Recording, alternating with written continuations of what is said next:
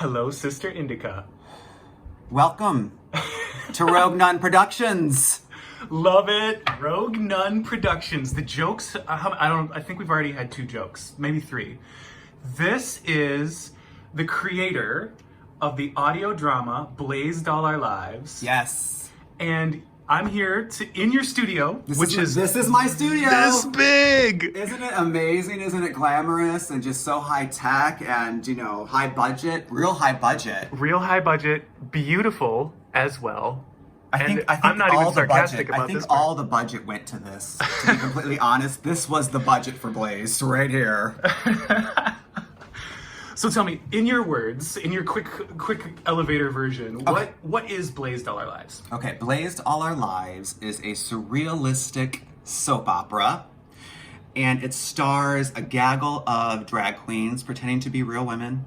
It's playing with drag in ways I haven't seen before. And or I'm so heard. sorry that I'm not in drag for this, but look, when I record, when I write, when I do all the work of Blazed, this is the way I do it. So you're gonna get me in my default mode. Yeah, and that's what I think is most interesting about the drag thing. It is an oral experience, right? Yeah. It's I almost did my own drag joke. Right, there you go. I'm so used to seeing drag on stage Right. and mainly a visual situation. Yeah. Like even lip syncing, right? We aren't Right. hearing people.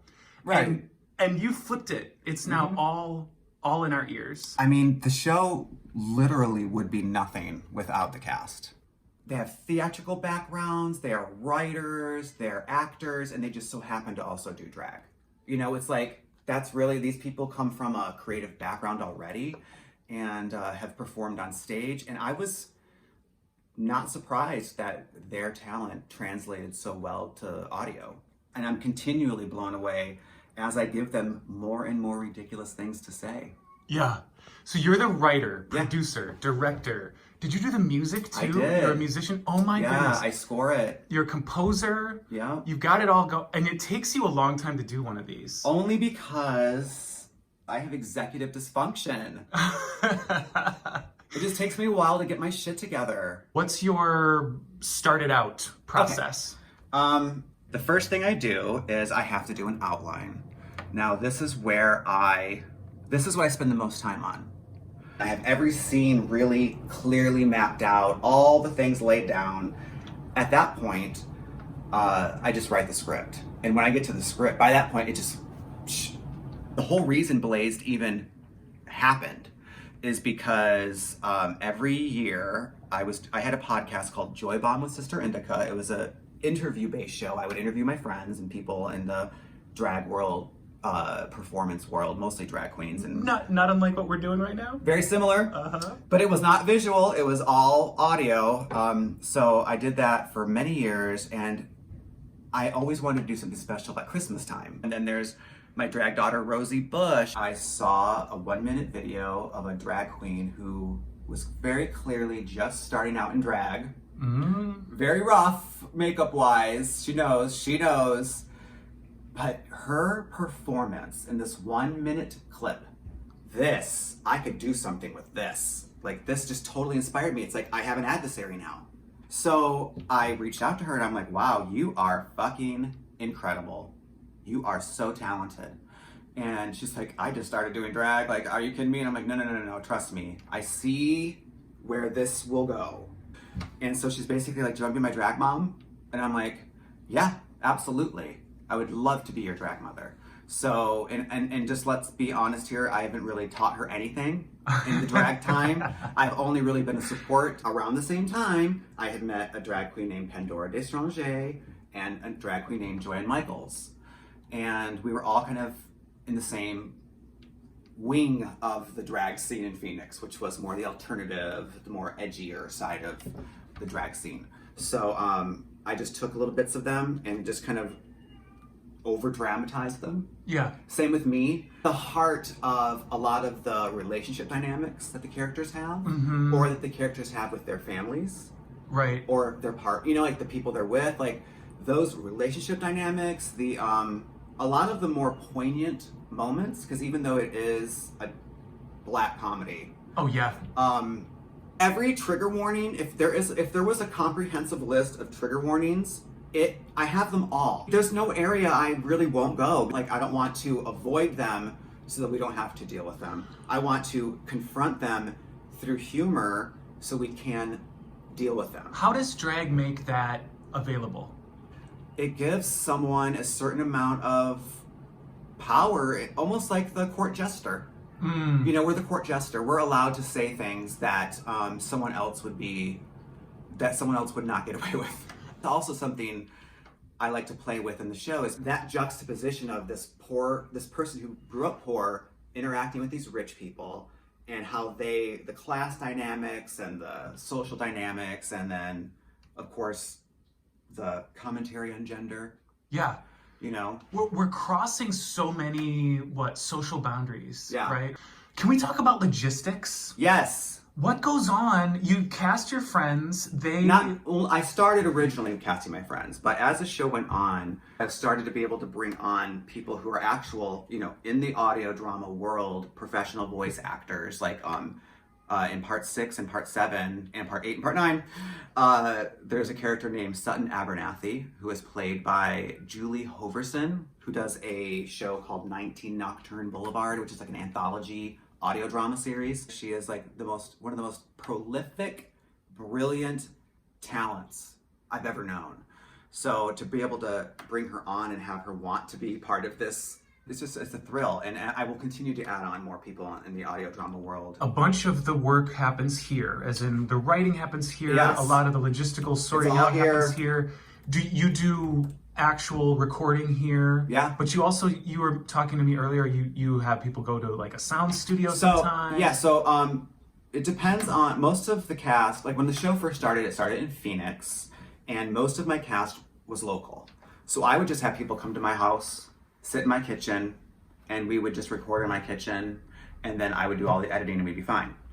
I had a few cast members who were remote, and then we would do like Skype. At the time, Skype was the only way we do Skype recording. And now, every one of my cast is remote, except one, Petty Page, who plays Delilah Good. She is a Portland native, so she lives here. So she'll come over here and sit right here and do her lines right here, and I'll record and edit her from here. But everyone else, if they're a professional voice actor, they will record the lines themselves. Oh, okay. And then just send them to me, which that's what Julie does, and it is wonderful, and it's perfect quality. She gives me 3 takes of everything. Great. Sound effects, I source a lot of that. Like most audio drama folks, I source a lot of that from YouTube. There's all kinds of websites you can get sound effects from. There's a really great one called Pond 5 that can get, you know, if you do sound effects but in terms of music, I write all the music. I used to write it all through GarageBand, but now I'm going to try to write it all through Reaper, because Reaper is just a much better DAW, as we say in the biz, digital audio workstation. It's much better. This is Fred, everybody. Hey, Fred. This is what he does. Tell me where drag fits in our culture for you. I don't know what place it has in our culture. Now, I think it will always serve a purpose. I just think the purpose is being muddied right now because of the capitalistic attachment to it. It's disappointing. It's common now to have a drag queen MC an auction for Portland Public Schools. I mean, I've been in them. I've been in those auctions. Yeah. That's what you're talking about, right? With the sort of mainstreaming of drag? That's mainstreaming. I mean, but we're seeing why I didn't want it to become mainstream. We're seeing why. Because now you're seeing these people that are targeting drag queens, saying that drag is trying to indoctrinate your children and all this kind of stuff. And all I can say is, I know a lot of drag queens, we hate your children. Okay? We don't want to mold your children. We don't want to indoctrinate them. I guess there's some drag queens that like kids, but in this, okay, so do I throw out the word purity on some level, some kind of like authenticity? What's the word? What's a term that you're lamenting the loss of? I guess anytime anything goes from the underground to above ground, you have to then make concessions. You have to change the messaging even. Like the way everything's presented now, it's like, You know, you go to Drag Con and they have a family-friendly section. It's like, but, you know, or you have people that start drag because they want to be on TV, not because they have a message. When I was coming up as an artist, the point was to shock people. It's what saved me from growing up in a place that was very dangerous for a queer person, in a time that was very dangerous for a queer person. Like the 90s were not fun in rural Michigan. So drag is a way to have teeth? Yeah. Yes, absolutely. It's one way. I don't know if drag will still give you the same teeth moving forward, because I feel those teeth have been filed down. It's not just how drag has changed, it also feeds into like how what society finds entertaining, and that's changed. And that's why I know, you know, the work I do is niche. Yeah. My favorite comedian my whole life was Joan Rivers. And even me going back and watching some of her older stuff, I'm like, it doesn't appeal to me the same way it used to. Like, that kind of mean humor doesn't appeal as much if there's no punching up. You know? What else is important?